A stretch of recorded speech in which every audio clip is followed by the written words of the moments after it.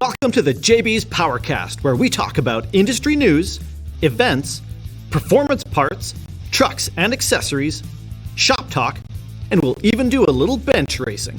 The JBs Powercast starts now.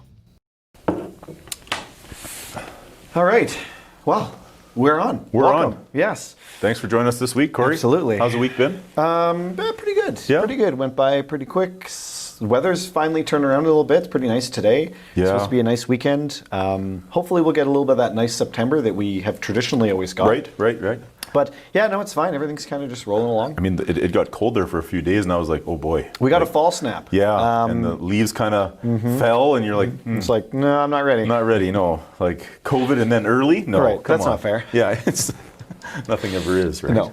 But otherwise, yeah, fine. Yeah, it's been pretty good. Things are rolling along, and Well, and you know, I sit next to you at work here and next to Dave, and it seems like remote starters are getting pretty popular early in the season, hey? man, I don't know if it was the early cold snap or what, but it's earlier in people's minds than it traditionally is. Sure. Yeah, remote starters, the phones are ringing, and the installs are getting booked, and people are buying up stock, which is good. That's great. I mean, that's not a bad thing. You can buy a remote starter in the middle of August, because spoiler, winter is still going to come.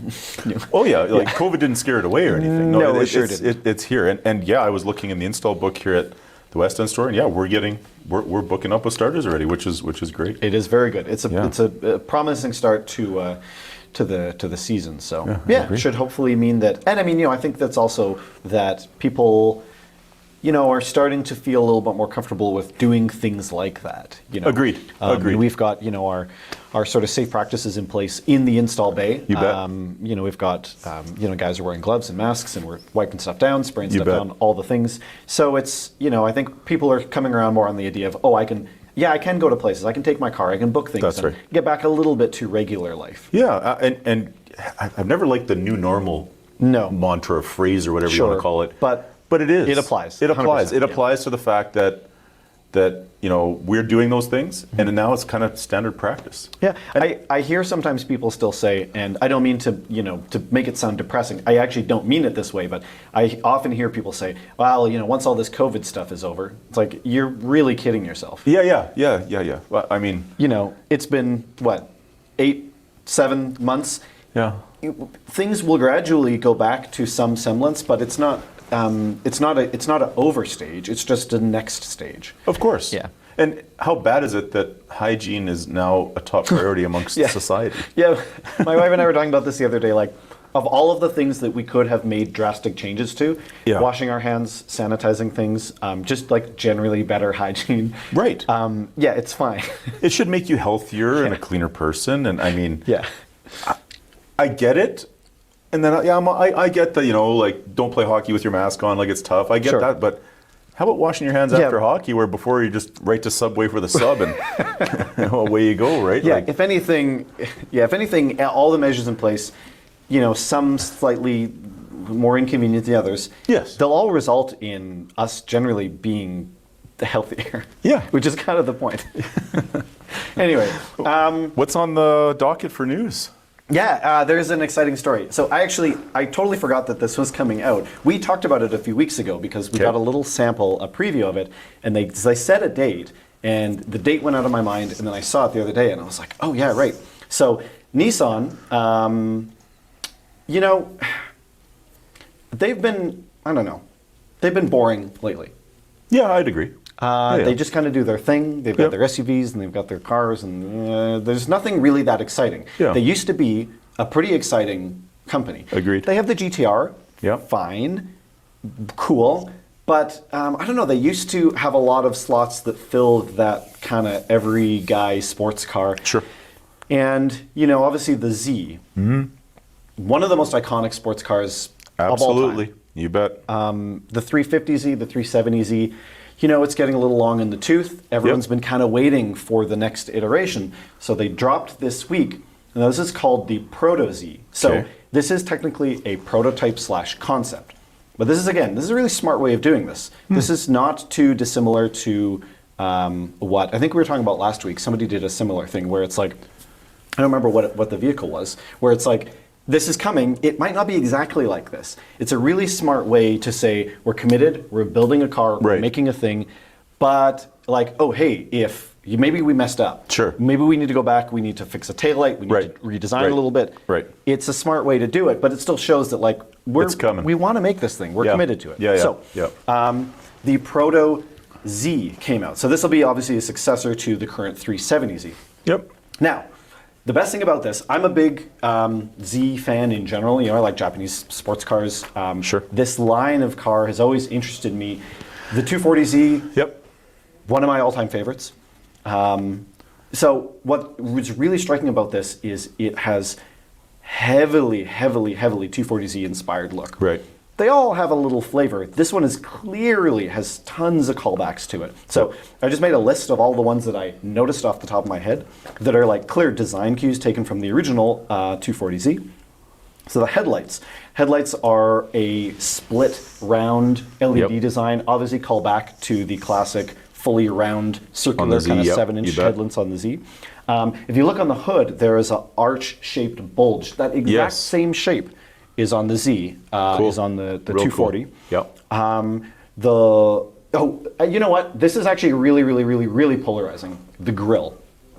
Large, rectangular grille right in the front. There's no divider bar, there's no wedge, there's no angle. Nothing. There's you know what I like about it? Because it's polarizing. A lot of people hate it. A lot of people are like, oh God, that's so ugly. First of all, it's a very clear callback to the 240Z. Sure, the 240Z had that straight right cut. In front. It obviously had a steel bumper that kind of went through the bottom third of it. Yep. But on so many modded ones, people take that bumper off. On every race car version you've ever seen, it's all gone. Yep. So what I actually really like about it and why I think it looks good is that it's not 2020. No. At all. No. It breaks the mold of this same design cue that everybody's so freaking used to. Yeah. I'm with Everyone you. just does these things, and it's like, no, we want straight lines. We want a big open maw of a mouth. Absolutely. Yeah. With the exactly what you're saying. That's just a big square opening. Right. With the semi-round lights next to it is exactly the callback. 100%. It has the same. It's got the look. It's got the face. It's unmistakable. So yeah, people are like, it's kind of ugly. No, they should have put some dividers. They should put some bars. Put some grills. And no. Screw that. Leave it. I totally agree. And again, it's the least, in a good way, 2020 looking design on all of the car. Sure. I love it. The shape of the side windows, the side window and the back window is like, you put the two beside each other, they're exactly the same. The C-pillar in the back, the nice rear Z badge right on the C-pillar in the back, classic. The beautiful, the sloping roof line unbroken from the roof right straight back to the deck. Again, classic sort of 69, 70 look to that. And then a nice big bold. It does look good from the back. It looks so good. A nice big bold fender arch in the rear that just makes that sort of stick out, gives it some hips. It has that 240 look in the back more than anything to me. It does. Well, and actually what's really interesting is there is some clear other design cues that don't necessarily come strictly from the 240Z. And the taillights is one. The taillights is the one that stuck out the most to me. That's such a clear pull from the 300ZX. Exactly. Right? That sort of double stack and then the two on the side. Yep. But in modern design language, man, it looks really sharp. Yeah. It looks super duper good. Yep. And it almost kind of reminds me a little bit of like the full grille on like the 240SX. Obviously not a Z car, but it's kind of got some pretty traditional Nissan styling to it. So there's a lot of stuff going into it. I think it looks great. Yep. Will it look exactly like that? You know, they said this is a close approximation, like anything. It might change a bit, but overall, yeah. That should be it. That should be it. It looks the part. It looks pretty good. So, you know, this is the Proto Z. Everyone's expecting this is going to be called the 400 Z. 370, 350, 370, 400. Now, what's interesting is the name traditionally references the displacement. Sure. 240Z had a 2.4, 280, et cetera, et cetera. Now, the motor that's in this is not a 4 liter, right? So the name, everyone's like, oh, it's going to be the 400Z. I don't know, I'm not convinced. The displacement actually goes backwards from the 370. It's a 3-liter twin-turbo V6. Right. Which is fine, because the motor's awesome. So the motor can be found as the VR30DDTT that's in the Infiniti Q60 and makes like 400 horsepower. So totally fine. Right. They might tune it up. It might be a little bit hotter version of that. Either way, it'll probably make at least about 400 horsepower. 6-speed manual is the standard. Beautiful. They said they'll probably be an automatic, but like we don't really care. 6-speed manual. Yep. No 10-speed auto pedal shift BS. We know what this car is about. That's it's about driving. Yep. Yeah. So, I say well done. The interior. Great interior. It looks really, really nice. If you put that beside the current 370, they're so close in that it might as well be about the same. Right. But that's fine. Nobody's really complaining about the current interior. No. Nice looking wheel, fully digital gauges, tack right in the center where it should be. Yeah. They still have the classic Z triple pod up on top. Yep. All the things that need to be there are there. And it looks killer. So, Nissan in the last few years have been making some, kind of boring choices and decisions, but it's good to see that at least they are still pursuing some of these cars that honestly put them on the map. Absolutely. That put Nissan in the sports car game in '69. Yeah, and I mean, going back to the displacement of the motor and the power level, at the racetrack last week, Nick from Black Sheep Industries, he's out there with his Infiniti, I believe it's a Q50. Mm-hmm. Beautiful four-door car. Yeah. V6 twin turbo. Mm-hmm. That would be the same motor. Exactly. He buys a piggyback programmer. Mm-hmm. The guy rattles off a 12.6. Yeah. And no joke, the car is moving. And you look at some of the stuff, those motors are capable of way more than that. And on stock turbo, stock internals, it's more in the tuning and the fuel map stuff. Totally. They're capable of 11s all day long. And when he was done, he just drove out of the parking lot and left. Right, turn the tune back. Adios, boys. Done. Yeah. No special fuel. Yeah, premium obviously, but maybe a little octane boost just to say you did. But how cool is that this new design of the car actually has a motor in it, albeit smaller, but it'll put some numbers out once it's at the track. Tons of potential. There's no, it's all forged internals on these cars. That's what everybody's, the traditional North American muscle car, not the new stuff, but it's not forged, it's cast. Every one of these ones, it's all forged. Of course. Yeah. And so makes 400 horsepower, but probably can handle about 800. Yeah, 400 horsepower is like the really conservative factory tune. 25 years of life there for you, don't worry about it. Yeah, we need this to last the warranty and then some. Yeah, exactly. Yeah, you start tuning it up a little bit. And again, like you said, it's all in the tune. You take that to a tuner, smart guys, capable, clickety-clack, here's 100 horsepower. Right. You want stage 2? Okay, here's 200 horsepower. Maybe throw an intake on there, that'll help. Exactly, yeah. Exactly. But everything's stock, you're not changing anything. His is all-wheel drive, so hold on and go, and it goes. It's beaten most cars at the track. So I thought that was real cool.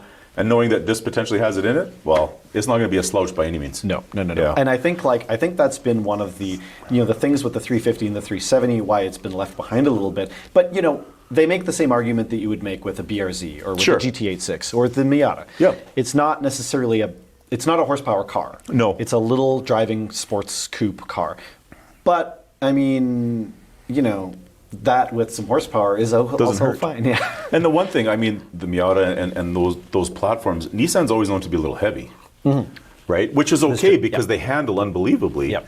But they've always been a little on the chunky side. Sure. So yes, they've always had that little extra horsepower, just like in the Infiniti model lineup. Yeah, a little heavier, but guess what? We make that 350 horsepower. We make the 370, whatever that might be. So we make up for it on the other end. And it moves. Yeah. Oh yeah. Yeah, absolutely. That's great. Good looking car too. I think it looks really good. Yeah. So I'm pretty excited. It's nice to see that sort of heritage and line of car come back at a time when I feel like we need that in the marketplace. We need more of these cars. And you're right. I mean, again, Nissan, Infiniti's been coming out with some cool stuff over the last few years.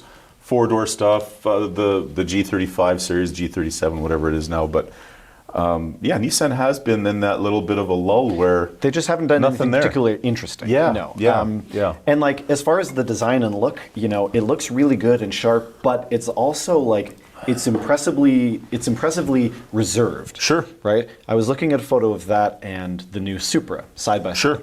And The Z and the Supra, not so much lately, but like in the 80s and 90s, they were head-to-head cars. Sure. They were competitors. You bet. So they'll definitely be chasing some of those customers. But man, you look at the way they look, and the Supra is like beside the Z, it's a mess of scoops and lines and grills and cuts and flare bumps and this and humps, yeah. and it's just like it's so much. You don't really get an appreciation for it until you've seen something like this. That's like it's all about lines, shapes, and clean. Yeah. And man, oh man, oh man, when it's beside something like that, and yeah, that's supposed to look hyper aggressive. And I get it, I get it. But like, also, guys, just relax a little bit. Yeah. Make just a simple car. It's okay. Yeah. You don't need 30 engineers putting their finger on it, right? No, you don't. Yeah, exactly. So yeah, I all in all, I think it looks great, and I am excited to see more of and what the actual car will end up being. So that's awesome. Speaking of new cars and redesigns. Yep. Substantially less exciting as far as a cool car, but it's a good story. So Hyundai Tucson, the Tucson is probably maybe the best-selling compact SUV crossover thing currently. They're everywhere. They are everywhere, and there's nothing wrong with them. No. They're comfy, they're nice. We had a Santa Fe for a number of years. Hyundai almost every week Hyundai comes up just as like a, hey man, Hyundai, they make a good car, right? They have jam-packed with features. They're kind of leading the market with like probably maybe some of the best value, Agreed. So design-wise, they're just getting better and better and better, and they're looking better. And this is the 2022 Hyundai Tucson, and oh my goodness, it looks good. It's different. Yeah. But it looks so good. Like now coming off of talking about simple design, this is the opposite. So obviously, I realize that I'm speaking over myself. It goes both ways. But this is a pretty complex looking design.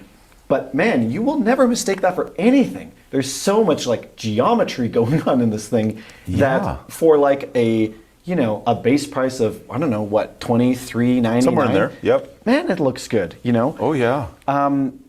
What I really, really like, and this goes back to the Z a little bit too, to the front end, is that most manufacturers have been focused on this whole new world design language. Right.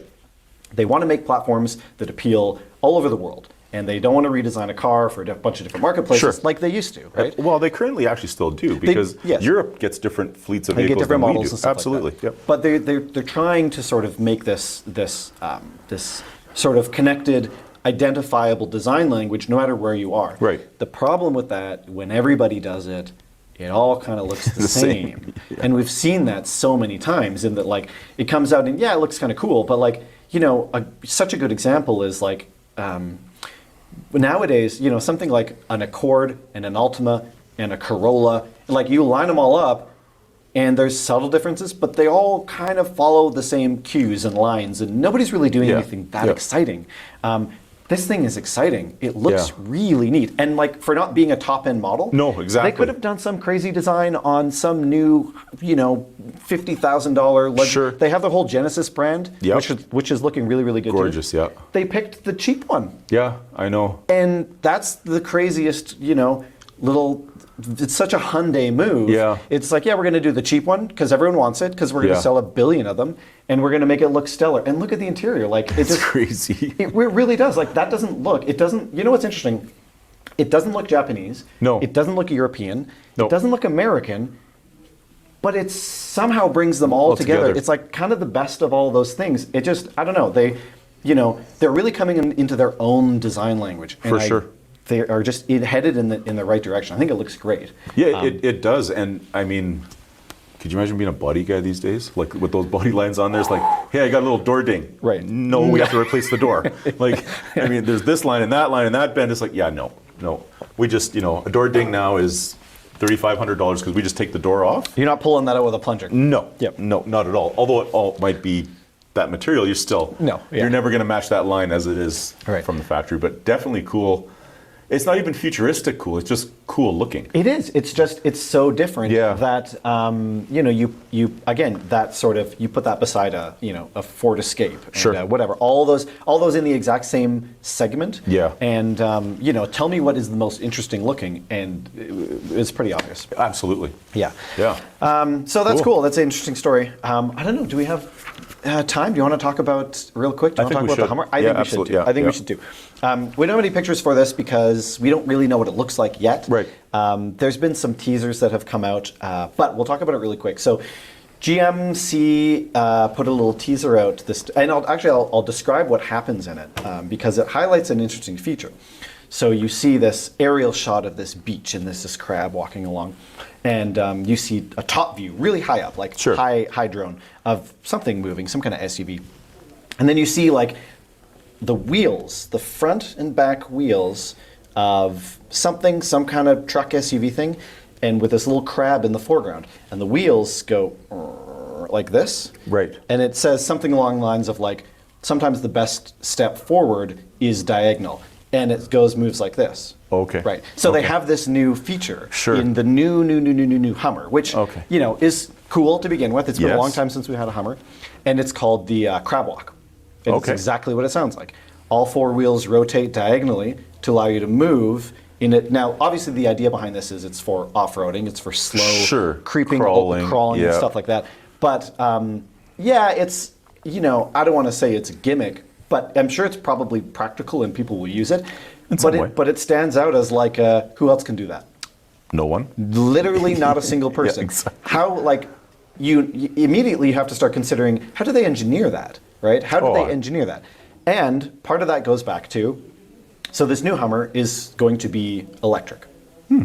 That does not go together.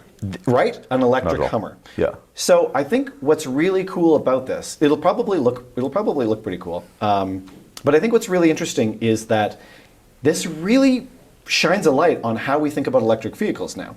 Because forever, electric vehicles have always been, the language that we've used and the lens that we look at them has changed really drastically over the last 10 or 15 years. And it always originally was about range.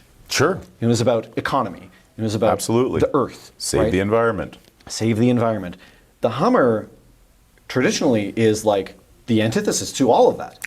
Without a doubt. It is the least gas efficient, worst for the environment, biggest, nay I say douchiest, white sunglasses, monster energy drink wearing. It's that, it has always been that vehicle. Yes. And what's interesting is now they're not trying to be, the argument isn't like, oh, well, now we're good for the earth. It's like, no, it's electric. You know why? Because it makes 1,000 horsepower. Right. It makes 1,400 pound-feet of torque. Right. 0 to 60, you know what the estimated 0 to 60 time is?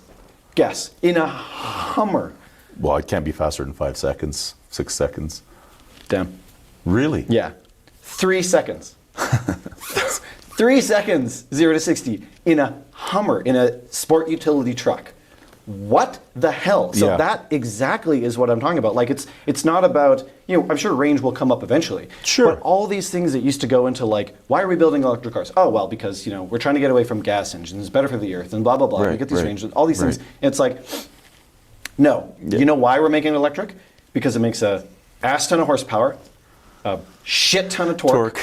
And it goes like stink. Yeah. Oh, and we can do these cool things with the wheels. It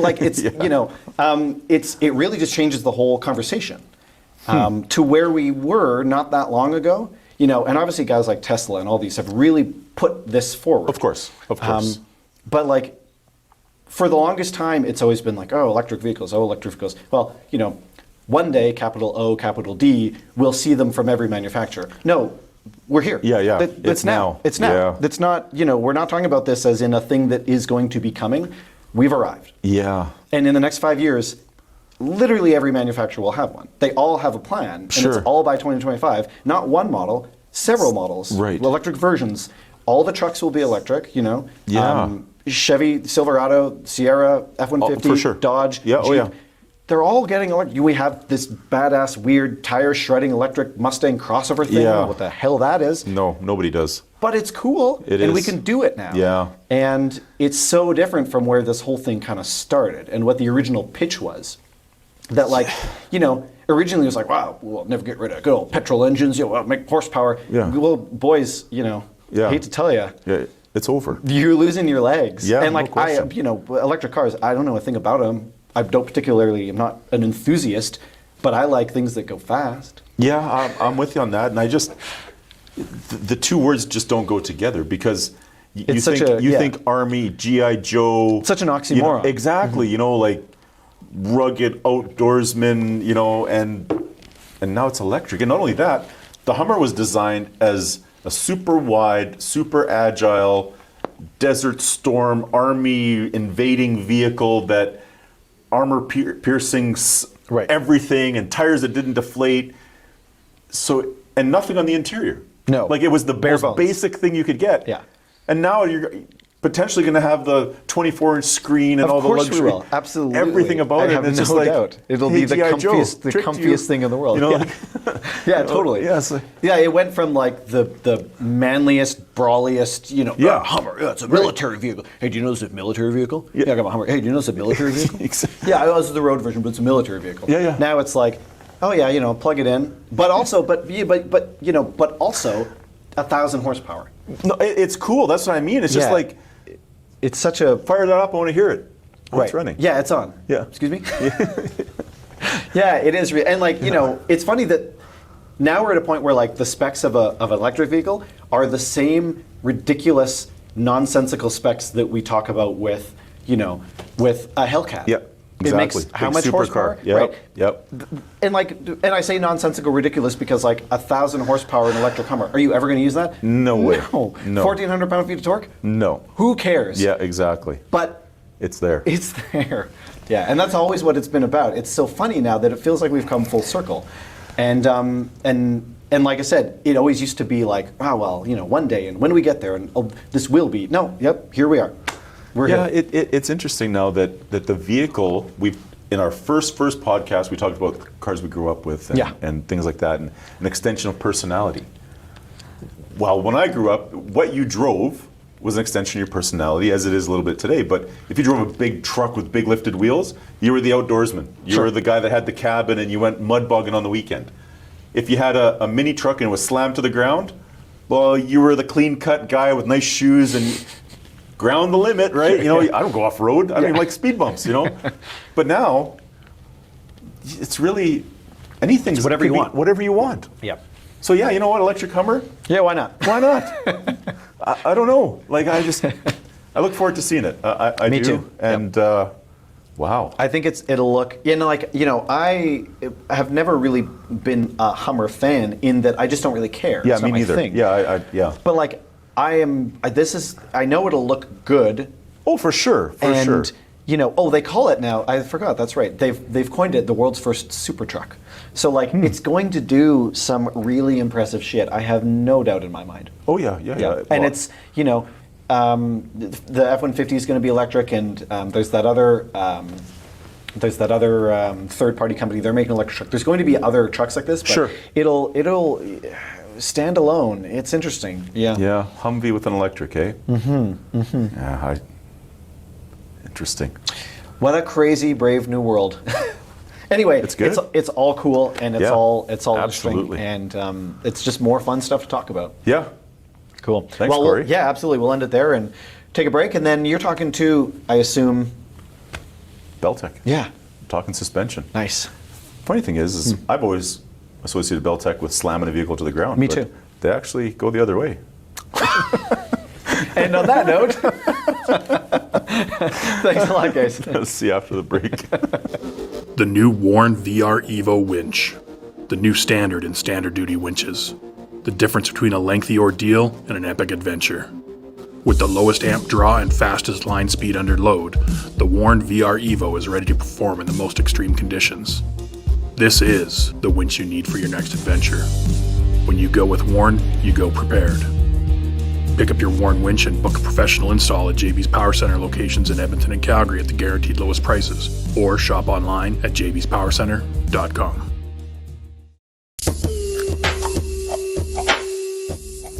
Give your truck some attitude with an aggressive, lowered stance from BellTech. From basic lowering to all-out performance handling. Put it in the weeds with a one-box lowering solution. Achieve the look you want and gain the performance and handling you need.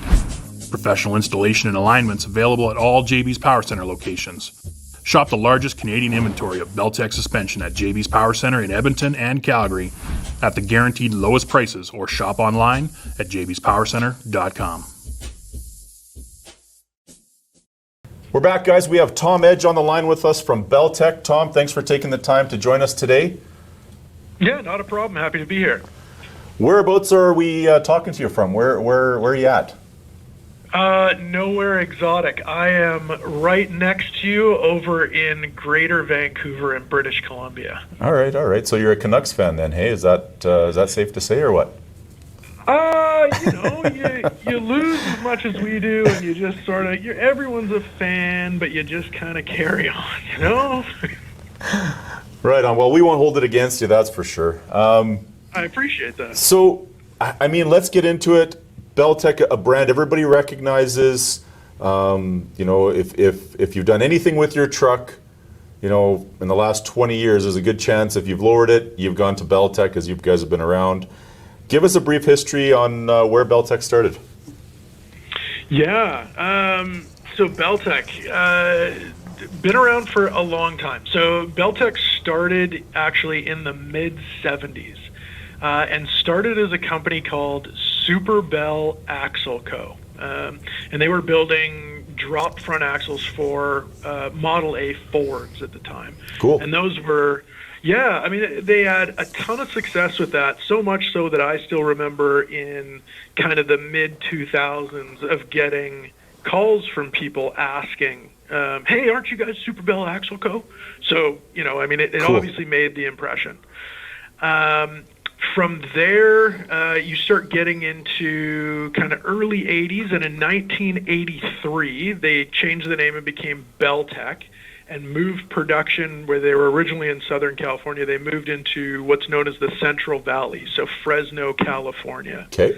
From there, you start looking at really kind of the beginnings of BellTech as the truck lowering manufacturer. So they come out with the original spindle that they did, Sure. and really they kind of are the originator of the drop spindle. Yep. And that first one they did, that was actually part number 2100, so it's still available today. You can still buy it. It's gone through a few changes, but that is for G-body and S10 applications. Of course. Yeah, and funny enough, we were sitting around talking not too long ago, me and some of the guys, and we were trying to figure out what the second spindle was that we came out with, and we're pretty sure it was the Fiero.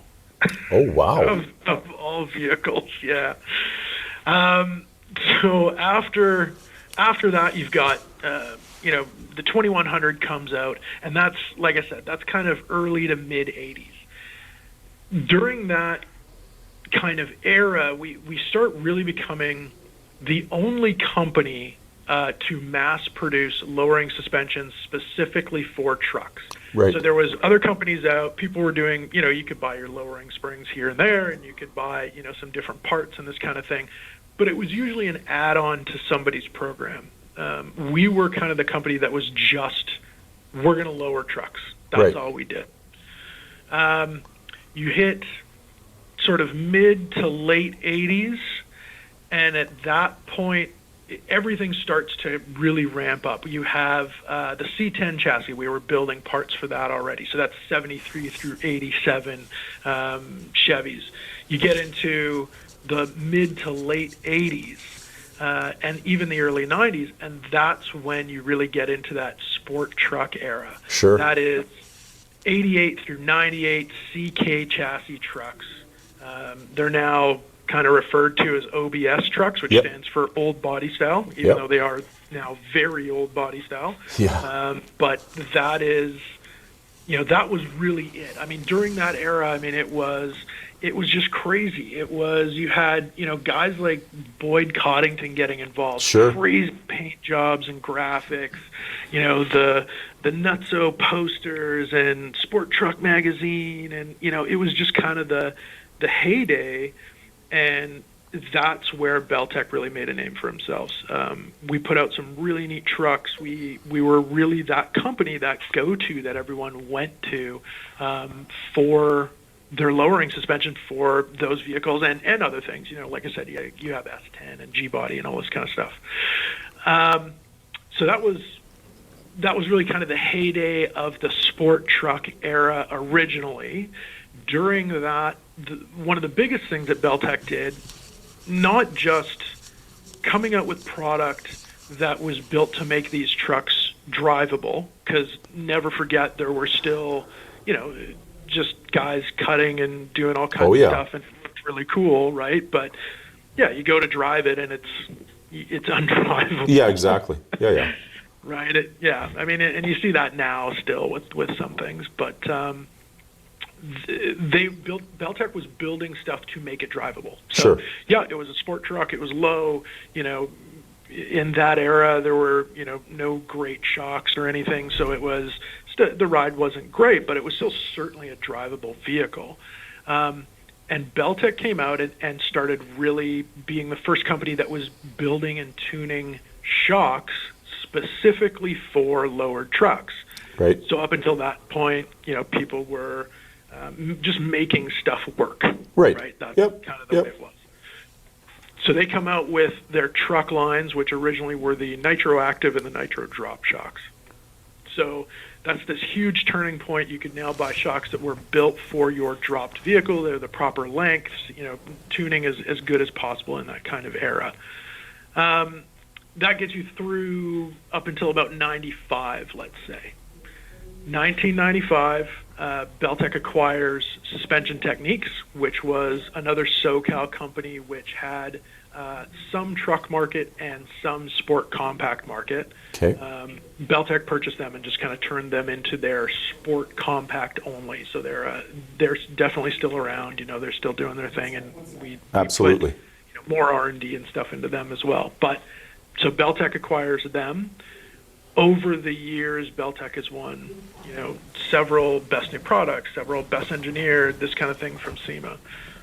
We get into 2005, and BellTech gets purchased at that point by KW Automotive. Right.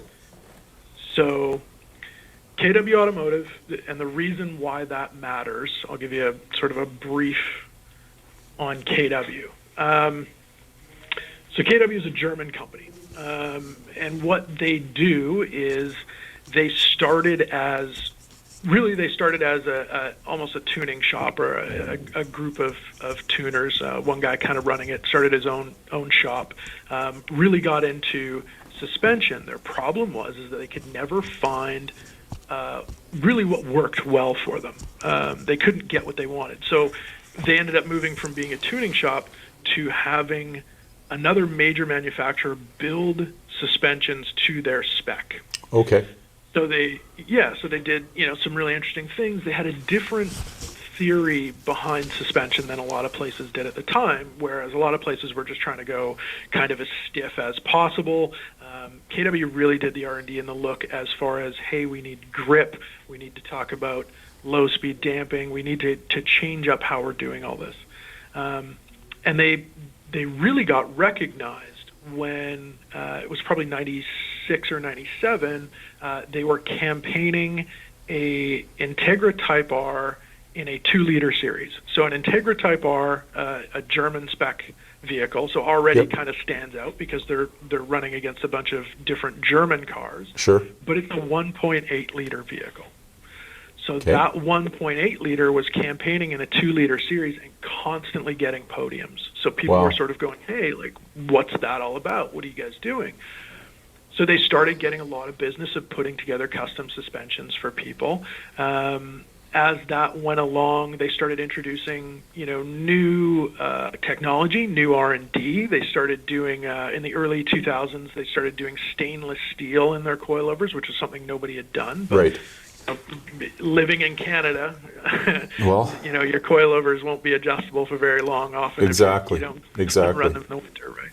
Yeah. So stainless steel was a big move, and then they started bringing in some of the technology that they were working with on their race side, which is a damper called the Variant 3, which is double adjustable, and we can kind of get into that a little bit later, but moving that into street use and setting these vehicles up was something that a lot of companies really hadn't looked at. As they grew and got bigger, and they really started as kind of three guys in a shed, and at this point worldwide we're several hundred employees. We're probably somewhere around 300 or 400 now. Sure. What had happened was they started getting more and more interest from the OEMs. So KW builds something really special for these small run OEMs now as well. So you get vehicles like, AMG Black Edition, ACR Vipers, that rolled into projects for Ford, Mazda Speed, BMW, Porsche, this kind of thing. So they have their own lines, they build for the OEMs, and the reason why all of this stuff is so successful is because of the shock tuning. That is their bread and butter, their theory behind that, and the valving sets they put together, and just kind of that is what makes them special. So they come in and they purchase BellTech in 2005. Really the first thing that they do is they start looking at the dampers. Right. And they kind of go, well, you've got your nitro drops and you've got your nitro actives, and they kind of just sort of threw those out the window and started really from scratch and rebuilt those lines. So you now have Nitro Drop 2 and Street Performance built with proper shock tuning, modern theory, and build quality and builds. And that has now led us into some new products, even our trail performance shocks, which are for our lifted and off-road lines, things like that. Yeah, it's funny how things come together like that. I mean, the successes of BellTech, like you said, through the sport truck era and to start was all about the look. And I mean, it was look and making sure it was roadworthy. I mean, there's still guys today and people today that'll take a torch to a coil spring to let it sag in the front so that it gives them the look that they want. Now, that's not safe by any means. I mean, but, and then so you have a product that's successful. Then you get into a little bit of sport compact with another company that was excelling there. And then you have KW, whose real business model, as you put it, was the tuning of the shocks. And now they're all together as one. So, I mean, you're getting the look, you're getting the performance, and it's now across the board. Because, I mean, most of the trucking and small truck area magazine that I remember was always a Chevy truck. It seemed to be the first one to get slammed and the first one. And I remember my uncle had a Boyd Coddington sport era truck. I think it was a 90 or 89, Chevy that had the billet wheels on it and the radical purple and blue paint job on it. And yeah, it was lowered and it was the coolest thing around, right? But, it's kind of nice to see a company come together like that so that, when you're buying the product, it's the best you're going to get. Yeah, and we've been doing it for a long time, and there's R&D behind it. I mean, you'd be really surprised at what kind of comes to market sometimes. And we have to look at everything, and we do our testing, especially since we've slowly gotten into lifting. And again, it's kind of a thing we can get into. But as we've gotten into that, and you start testing everything out there, and the other lowering companies and this kind of stuff, and some of it's quite good, some of it is really good. There is some of it that is terrible. And it's just kind of across the board. And KW really kind of has always prided itself on, wanting to put out the best thing possible, the most interesting thing possible to the market. It's funny that you talk about that blue and purple truck as well. I mean, the lowering market is this interesting market in trucks, in that it's never as big, really, since that era, let's say. It's never been as big as lifting or whatever, but it goes in these waves, and we see this interesting nostalgia coming for it now. So you see the C10s not too long ago, pricing just went through the roof. Sure. Suddenly those things are the most desirable vehicles out there. And now we're starting to see it with that CK chassis, those 88s through 98s. We're seeing this huge rise in people looking for those and building things to the point where we had our retro truck at SEMA last year. So we rebuilt one of those.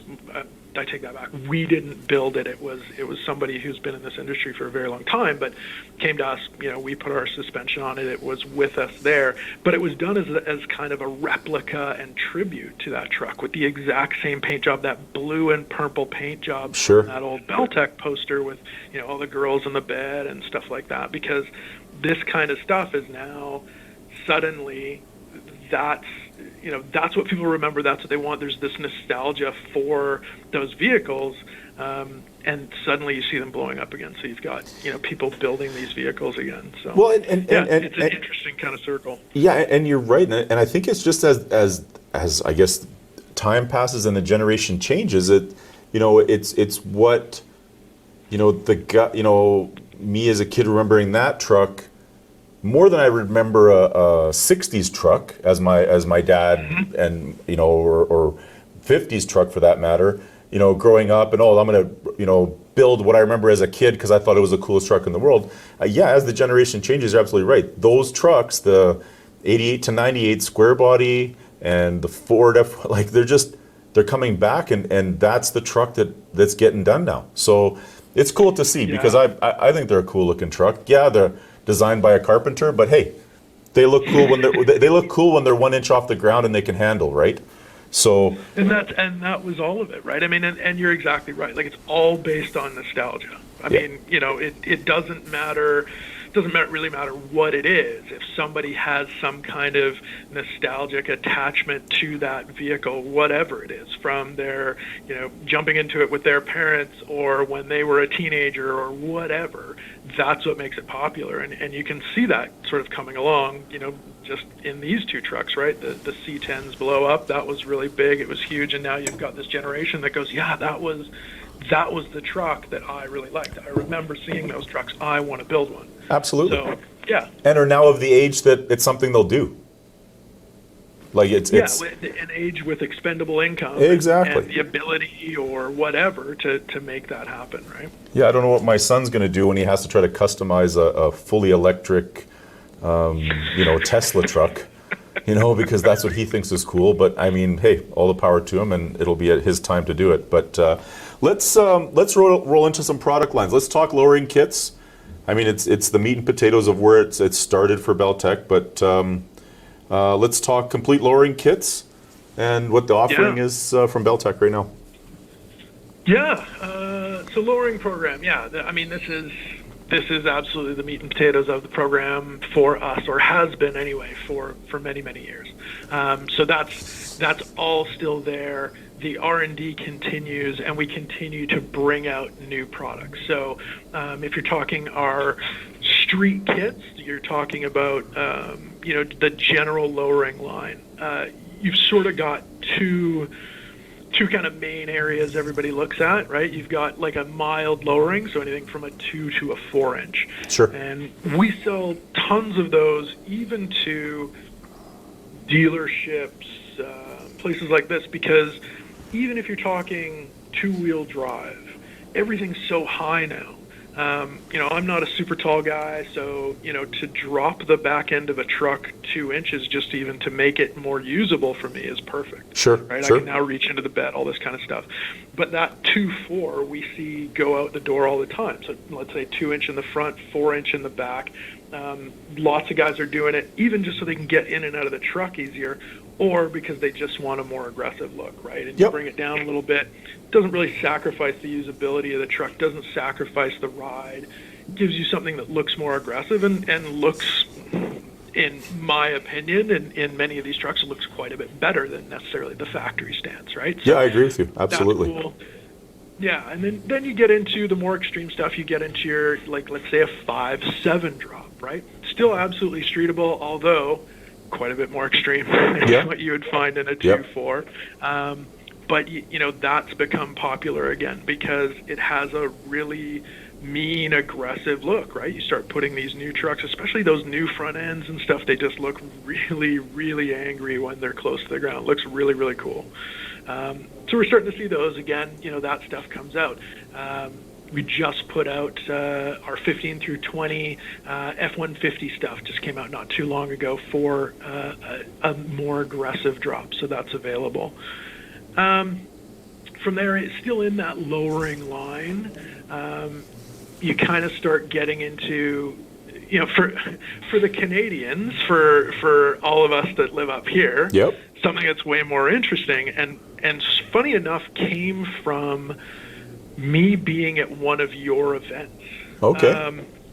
So shortly after I started, sort of switching some positions within this company, and I became, because I'm the Canadian, Sure. I became kind of the Canadian guy. So I'm going through and visiting different places and talking to people. And I was at one of your events, and I kept on having guys come up to me and sort of go, "Hey, yeah, have you got this?" And I go, yeah, here it is. And they go, "Cool, except I've got a 4-wheel drive." Right. And Right. I kind of went, right. Okay, interesting. So, and that kind of happened quite a bit that day because, of course, it's Canada. Yep. Everything we do, like 90% of what rolls off the lot is 4-wheel drive when you're talking about trucks. So, I actually, and again, this was actually at one of your events, and then I went back to the office and said, "Guys, our 4-wheel drive isn't quite where we'd want it to be." And of course, all the Californians kind of look at me like, "What are you talking about? Right. Everything's 2-wheel drive. Yeah. That's what we do." Unless you live in the bush, why do you need a 4x4? Right. Yeah, right. And that's just the way it is up here. So, some guys are really keen on the idea of dropping just their truck, and for some guys, it's dropping a 4-wheel drive up here. Like, I just always think, hey man, like a 4-wheel drive, slightly off the ground, some really cool tires on there, like just bombing around in the winter. I just think that looks really cool, right? I agree with me, you. That's neat. But what it really comes down to is, if you bought a truck, you probably bought a 4-wheel drive if you're in Canada. So if you need to lower it, it's really not always about if you want a 2-wheel drive or a 4-wheel drive. You probably have a 4-wheel drive. So taking that mentality back to the guys in California and saying, look, we need to look at the 4-wheel drive market more. And they kind of scratched their head, and I had to sort of explain to them, like, hey, 95%, 90% of what rolls off a lot in most places in Canada is going to be 4-wheel drive. If we have people asking about it, we have people that want to do it, let's look at it.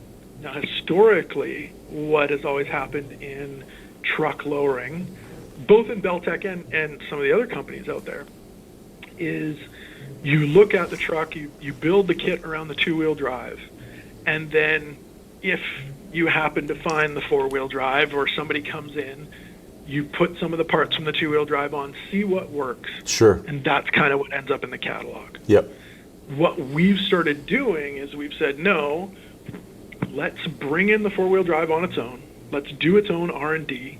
And if we have to make parts specific to 4-wheel drive, that's what we're going to do. And so the first one of those that was done, I believe was one of the older, might have been one of the original Dodge kits. And so we did those, and it took me forever to get them to do it, and it was kind of on the back burner, and they finally came out with the kit, and I think they had 12 kits on the shelf, and it came out just before Christmas. Right. And I thought, oh my God, like, this stuff isn't going to sell. I mean, everybody's buried in the snow, that, like, they're never going to listen to me again. They're never going to build what I want again. And those kits disappeared almost immediately when we said, hey, we've got these out. So there was obviously this demand for this. So from then, we've now started, okay, we do R&D specific to 4-wheel drive. We, build kits that work properly with your 4-wheel drive. We're not just going to kind of monkey something together and toss it out the door and hope it works properly. So that's one of these things that I think is really interesting for our market, in that we are catering to that 4-wheel drive specifically and building parts specific for us. Right. It takes a little bit longer to come out because the R&D's got to get done, the truck's got to come in, all this kind of stuff. But you can buy that kit knowing it was built for a four-wheel drive, not something that was adapted over and just hope it works properly. Right. And I think you, through so many years, if you had, especially when they started coming out with like the Suburbans and the Yukons and all those vehicles that always had the option of four-wheel drive. So the front hub assembly was there, the differential on the older models was there, and it was on a half-ton chassis that, you wanted that drop, you wanted that attitude. And so many times I remember, when I first started working with JBs, guys would come in and it was like, well, I don't know if we can do it, or what did you do to do it? But and fast forward to today, I don't think you can buy a two-wheel drive truck. I think everything has got the ability to be all-wheel drive now, let alone four-wheel drive. Yeah. I mean, it's that's what we find up here, right? It's all these different kind of areas. So if you're in California, they still absolutely cater to that two-wheel drive, because why not? Right. That's what everybody wants. When you start going north, if you're in the Pacific Northwest, if you're in Canada, whatever, it's a different market. It's what sells in those markets. So just from the Canadian standpoint, it was interesting to have that conversation with them and sort of have them look at me sideways a little bit for quite a while until I was able to convince them, no, this is absolutely a demographic. Like, there are people out there that want to do this, understand this is why, and put it together. So, that's been really nice to see that, again, just as somebody who lives up here, to see that sort of come together and be able to go out the door for people. So would you say now, Tom, that it's more four-wheel drive kits than two-wheel drive kits? I mean, understand the big part of the business is the building of the classics and old trucks, but now everybody that pulls into our lot here at JB's, they're driving the new F-150 or the new Canyon or something like that, and they're on the touch of a button all-wheel drive. So has it made the shift that basically the four-wheel drive specific kits that you guys have developed are kind of the mainstay anyways, I guess for us up here in Canada? For us up here in Canada, yes and no. Interestingly, what I see going out the door here a lot is, the four-wheel drive, absolutely. So we sell that, I walk into a store or whatever, and I have people asking me like, hey, is this out yet? Is this out yet? Get those emails and everything else. Interestingly, I still see a ton of the classic stuff as well going out in Canada. That seems to be kind of the Canadian market for lowering is I haven't seen us up here anyway hit that OBS truck yet. Yep. The C10 up here has been ridiculously popular. All of those parts have been going out the door like crazy, and then we jump right into the new stuff. So we jump right into the new four-wheel drive, like I said, 15 through 20, this kind of thing, or newer Chev, this kind of stuff. And guys are really into that. So, and as well, really into, like we were talking about it, just dropping. I see a lot of off the dealerships, guys calling up and saying, hey, we want to do this, we want to do that. Or I just bought my truck, I got it home. How do I make this thing livable, right? Sure. Because they're quite high now, no matter what you're buying. So a lot of guys want them a little bit lower. That seems to be the two markets. I expect we'll get into that OBS stuff fairly quickly up here. I think the market will sort of shift into that a little bit. But for sure, as far as anything new, it's all four-wheel drive going out the door for sure. Cool. So just touch a little bit on the performance handling kits. Where the thought and the push behind those. So we had, this is a few years ago now, we had quite a few people coming to us with lots of interest in doing a high performance or a proper handling truck.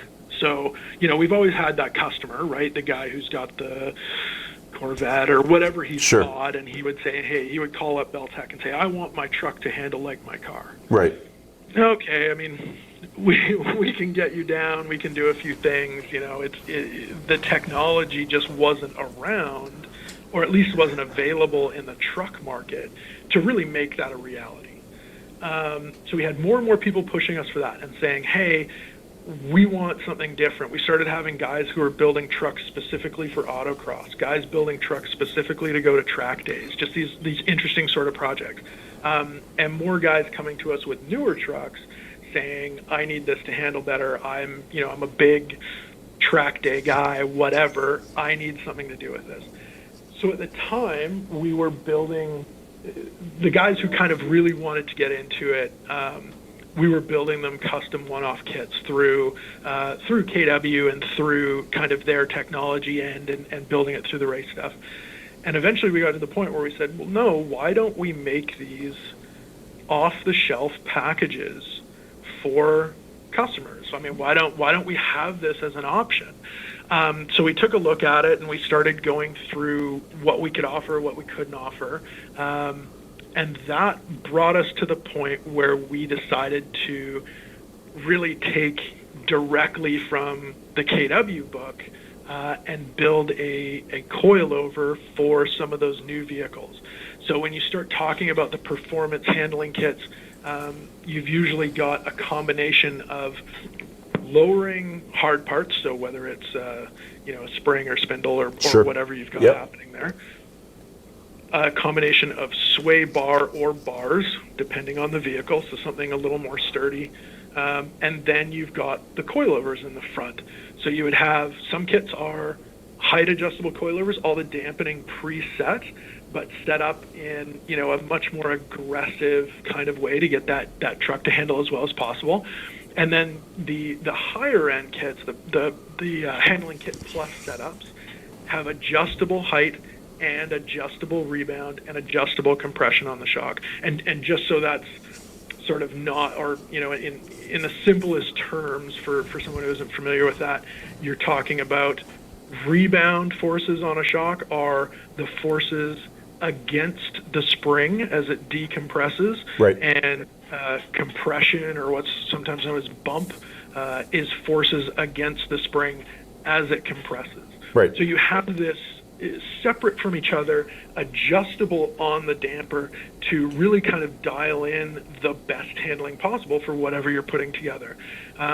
And we've started putting those out for, really kind of the newer trucks that we've been asked about on this. So you're talking, newer 1500s, like 07 through 18, newer Rams 9 through 18, this kind of thing. The F-150 up to 20, we've got that performance handling kit out. So all of these things, this is something that, it's still a niche market, but there's been this huge demand to us directly saying, this is what we want to do with these trucks. How can you make this happen? So that's what we put together. That's what the performance handling kits are. Right now, the lowering is usually on those about 2.4 for most of those, and we're going to start coming out with more aggressive kits that are 5.7, this kind of thing, in a performance handling kit as well. Cool. That's real cool. And I mean, the adjustability is awesome. I mean, it's I think more and more with the ability to do so many different things now with the vehicles that guys are doing it. If they have the opportunity to adjust something, they're adjusting it. It's not, put it in and just don't look at it anymore, right? Wanted to just move on to leveling kits because we do sell a ton of them here. I guess we'll just start with the rear shackle and go into the front strut stuff. So yeah, let's get into leveling kits. Yeah, so you go from lowering into leveling, right? So this is super common. You've got kind of two ways to do it. You've got our sort of the traditional way that BellTech has done it is we were mostly known for lowering was things like rear shackle drops. So 2-inch drop shackles on the back of a pickup, and that brings the back end down, usually very simple. Sometimes you have to do it other ways. Sometimes you got to do hangers or whatever. Sure. But those 2-inch drops to bring the back end down, really level the truck out, makes it look much more aggressive without doing much else. Yep. And gives you way more usability, let's say, out of the back end and some of the newer stuff especially. From there, and this kind of gets into what BellTech has started in as far as a market, as far as lifting goes. Right. But we have started building now leveling kits that bring up the front. So obviously very popular, right? Lifting is a huge market, very, very saturated. You know, everybody's kind of got their different ways of doing it. We wanted to look at how to put something together that was interesting. So in the leveling side of that, what we did is we came up with something that we've used for lowering, changed it around, and did it as a 2-inch lift strut for the front end. Okay. So that means that you have adjustable 1 to 2-inch lift using spacers underneath a spring perch, and that will bring you up by 2 inches in the front. The thing that we did a little bit differently from most people in that is we offer those as kits with all 4 shocks. So a lot of guys will come in, you know, hey, depending on what you're running, it may be time to replace your shocks anyway if you're on your factory shocks. Right. We give you the ability to say, okay, I'm going to level the truck. I'm going to bring up the front end by 2 inches. I'm going to level the truck and get a performance replacement shock all the way around on this vehicle, all in one package, so that you get, you know, the whole thing right away, and you can put it all together. You get your level out of it. You get a new set of dampers that are, you know, an aggressive kind of street drivable setup that we think, you know, the feedback that we've had on it has been great. So people have been really happy with it. That's awesome. And I'm not going to lie. If somebody asked me BellTech last year, I only thought drop. There was never an inclination in my mind of remote lift capabilities. And as we get the releases here at work, you know, you read stuff, oh, lift, okay. But it really hit home during our trade show in San Pedro, or in Long Beach this past February for Dick's Performance. And I seen it. There it is, you know, like lifting and off-road from BellTech. And let's get right into it, because I think it's exciting. I think it's cool that you guys are thinking, you know, not just about lowering and going the other way. Like you said, there's a big market. It is saturated, but people are always looking for the best. And obviously with the history BellTech had with going towards the ground, why not go away from it, right? So what's currently available in lift and off-road? Yeah, so, you know, newer stuff coming out from BellTech. So, like we said, super saturated market, and some, you know, even some of your staff and stuff have probably heard me rumbling about this kind of thing for several years now, because that's how long we've been on this R&D train. There's a lot of competition, there's a lot of different competitors in here, and there's a lot of options for customers, right? We didn't want to come in and sort of do a Me Too program. That wasn't what we were interested in. And if we looked at it and kind of went, well, it's just going to be Me Too, it's like, well, what's the point, right? And you know, our owners and all the management and the people involved really sort of care about what we're building. We have people in the office in Central California there that are big into off-road. They're big into lifting as well. So they really kept everything in check as well and brought all this different stuff in for us to test and look at. So this has been, you know, a several-year journey of R&D and builds and testing and everything else before we really put it out. Where we kind of started was, okay, hard parts, what's going to be interesting for a consumer? Why are they going to look at BellTech rather than, you know, whatever else is out there? And there's a lot of options. So we had to start looking right from kind of the beginning. So we said, okay, if we're going to build a lifting spindle, one of the things we found was, you know, not very many of the spindles, I can't remember if any of them actually did, allowed for the use of, say, a factory wheel, like a factory 18. Sure. I thought, okay, let's make sure that's a thing. We want to get that into this market because, quite frankly, factory wheels are getting better and better, and it gives people an option. If they want to put a lift kit on, they don't necessarily have to do their wheels and tires all at the same time. So, because it's a lot of money. You know, absolutely. It's a huge amount of money. Yeah. So you can kind of do it in pieces and get everything together the way you want, and there's no kind of huge rush to put everything together all at once. So you get that option. You know, one of the other things that came up was things like sway bars. A lot of companies use just a different length. They don't, you know, design a bar around the truck when you've got it lifted, and that was something that we wanted to make sure we could do. So lots of our kits, you can order them with a sway bar. There's just so many of these little kind of things that we looked at that we thought, okay, we think we can offer something to this market that will be interesting. Compression arms, this kind of stuff in 6 to 7 inch lifts. Right. So currently what we did, and what we've got available, it's a smaller range. It's mostly Chevy and Jeep right now. Okay. So we did that, we put it out, and what we wanted to make sure of is that it did exactly what we wanted it to do. So we looked at that, we've got it out the door, we're very happy with it. People who have been running it have been really happy with it. So we're excited about that. So that's the initial lift kits that have gone out the door. Yep. Now we're going to be coming up to Toyota, Ford, and Dodge. Cool. And those are going to be done in 4 and 6 inch lifts and 6 and 8 inch lifts. Wow. So all of those are going to be available. I wouldn't say shortly, but it is being worked on. That stuff will be coming out fairly soon. Real cool. Now, yeah, I mean, it's there's always a brand you start with, and as the product line increases, and it's awesome to hear that, you know, in the near future here, basically all major brands will have some type of offering from BellTech when it goes to, you know, lifting and off-road. Talk about the technology in the dampers. Right. So that's really what always comes back in for us.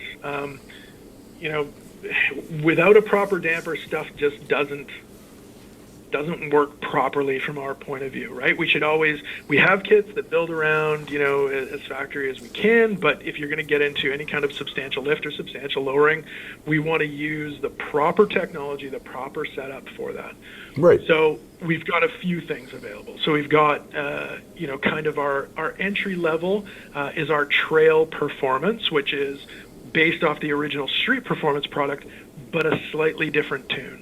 Okay. So one of the things that you need to think about when you build a damper is how that is going to function in the different speeds of the damper.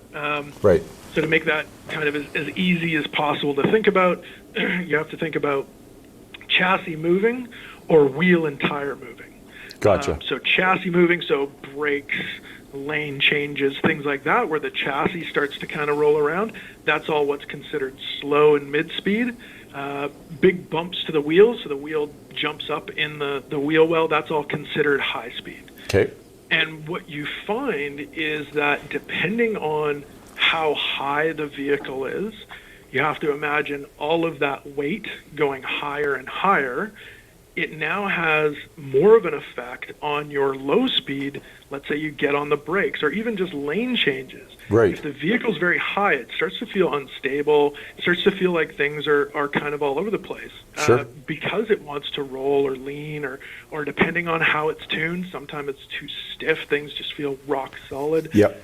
So what we've done is we've really looked at that mid and low speed and said, okay, this needs to ramp up, you know, quite quickly in these types of applications.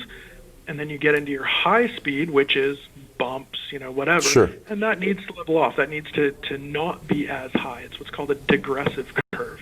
So in a digressive curve, you have something that doesn't just go up and up and up. It goes over, and that's what we're trying to build, is something that allows you to, you know, continue to not just have grip on the road, but be able to suck up those bumps and be able to drive it around without it kind of falling over on its face or feeling dangerous as you're driving it. Right. So that's the Street Performance line. That's our you know, entry level into this. As we move along, we are also getting into the Performance Plus kind of setups, which are, again, those double adjustable dampers. You have rebound and compression adjustment on them. And you really want to start looking at something like that if you're doing more off-road than not, right? Right. Or more off-road and street. Because one of the problems that you might run into is you don't have enough travel. The shock might be holding you back. Right. So by having something that's adjustable like that, you can really tune down the shock to allow you as much travel as possible, as much movement as possible when you're doing off-road, when you're going over rocks, when you're going down a forestry service road, whatever, to give you the amount of grip and comfort that you would like. Right. And when you get back on the road, you can then reset that up to make it not only safe, but an engaging and good driving experience on the road as well. That's cool, because I mean, I think for a lot of guys, they're weekend warriors. They like to go out onto the trail, but it's the same truck they're driving to work on Monday, right? And I think I think the other thing you really hit, especially up here in Alberta with lease roads and rigs and things like that, is guys are definitely taking their truck from the highway and going down a cut road or a lease road, getting to a site, and having that adjustability in unknown terrain, I think makes it matter more than anything. Yep, absolutely. I mean, I'm in the greater Vancouver area, but I am as far out of Vancouver as you can get and still be a part of Metro Vancouver, and that is 100%, that's the weekend here. Yeah. So Friday afternoon, 2:30, you just see everybody bombing up to the mountains, going up to lakes, whatever, and a lot of it is forestry service roads, this kind of thing. And while we built this program, while we were doing this, that was my constant commentary to the people who are putting this together. This has to work, both. It has to do double duty. It has to be able to do that. And that was what they wanted to put together. They wanted to put together these options that would work. So that's the line that we came up with. And like I said, it's been several years kind of in the making. Right. And there's been lots of people sort of saying like, oh, well, we need this, we need that, we need this. And again, we just didn't want to be an also played. We didn't want to build something and put it out and say, well, here's this, right? I mean, yeah, we've got lifting too. That wasn't really interesting to us. Right. We needed to come out with something that was different and interesting and ran with our theory and ran with how we think things should work and how good they are. And we've had great success with it. The people who have been running it have all been very, very happy. And as the new stuff comes out, it'll sort of bleed out to, your places and other places out there, and people will be up their hands on it. Yeah, that's awesome. And good, getting into, we're just, as we wrap up here near the end, I didn't realize this, but the OEM replacement lineup. Tell us about that, because I wouldn't even have thought of it, to be honest with you, but until I read it here and in preparation for our podcast here. But tell us about that. Yeah, that's a line that we've always sort of had the ability, even way back in the day of the sort of the Nitro Active and the Nitro Drop, of saying, okay, well, this fits a factory height vehicle, right? I mean, right. And we had guys that were super into those shocks, and then when we came up with the Nitro Drop 2s and the Street Performance, guys were buying them, and we kind of realized, people are buying our shocks because they like the tune, right, even on factory height trucks. Right. So we might have built something for these guys in a lowering kit, and they ran it and they were super happy with it. They buy something else that they drive day to day. They were buying our shocks to replace what was already on there. Right. We've even had, people buying stuff right off of the showroom floor and saying, I want to replace it with this because I like it, how it handles. Sure. I like that performance value out of it. So we thought, okay, this is obviously a market that we should be looking at, and people kind of demanded it. So as is kind of the KW way, we sort of went back and rather than just send, the exact same thing out the door and say, okay, well, this fits, so here you go, we again started looking at the tune and the build of these things and saying, okay, if this is the height and this is what we're doing with it, how do we adjust this to make it the best thing we can possibly make for these people? And as we've done that, we've really started expanding that line, and it's a really good price point and performance point for somebody who's looking for a replacement. They've got you've got your 14 F-150, let's say, sure, or whatever. You're looking at it going, hey, it's time to replace the dampers on this. This gives you an option that is a performance option. It's priced really competitively. It's built by a company that knows what they're doing, that has a huge history in this, both with aftermarket and OEM, and you can look at this and get this on the truck and have something that rides properly on the street and gives you a bit more of a performance feel. So yeah, we've put that out, been really, really happy with it. We're growing that line and kind of getting the word out that, hey, this is available for everybody. That's cool. And I mean, it's, again, a testament to the brand and the product. So that's awesome. So, Tom, if somebody wants to follow BellTech social media-wise, what's the best way to do that? Some of the best stuff that you can do if you're jumping on our websites, BellTech.com, KWAutomotive.com, this kind of thing. We have a listing there to get over to different sites. We have listings there to give you the latest, Instagrams, everything else that we're doing. That kind of thing changes depending on what we're putting out. So there's different hashtags out there. All of that it kind of runs off of our website. So good place to check is there. There's also just hashtag BellTech, hashtag KW Automotive. These are the best ones to check out to sort of see the newest stuff happening. That's great. Tom, thank you very much for taking the time to talk with us and fill us in on the new and exciting things from BellTech, the lines that are coming down. Again, at one point, BellTech, all about slamming and getting close to the ground. Now it's about not only slamming and getting close to the ground, but going the other way and lifting the trucks up. Yeah, and one of the most important things is doing it right and doing it safely. Even when you lower a vehicle, having the right damper in place is extremely important, so a vehicle doesn't bump steer or something like that. So once again, thank you very much. We really appreciate you taking the time. Hey, thanks a lot. That's our podcast for this week. Thanks for tuning in, and we'll see you all next week. Thanks for tuning in to JBs Powercast. Check out jbspowercenter.com for the latest updates. You can find the JBs Powercast at jbspowercenter.com, YouTube, and Facebook. Don't forget to like, follow, and subscribe. JBs Powercast is a JBs Power Center production and is produced by Stephen MD and Sean Lansman.